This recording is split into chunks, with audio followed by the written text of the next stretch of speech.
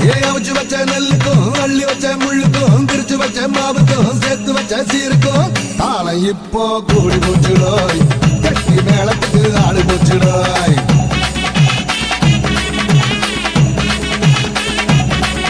ஏ ஆட்டுக்கல்லு வாய்க்கும் அம்மி கல்லு காதுக்கும் அடுப்பங்கற சூட்டுக்கும் ஆத்தங்கற கல்லுக்கும் கும்பிடு தானே போட போறாய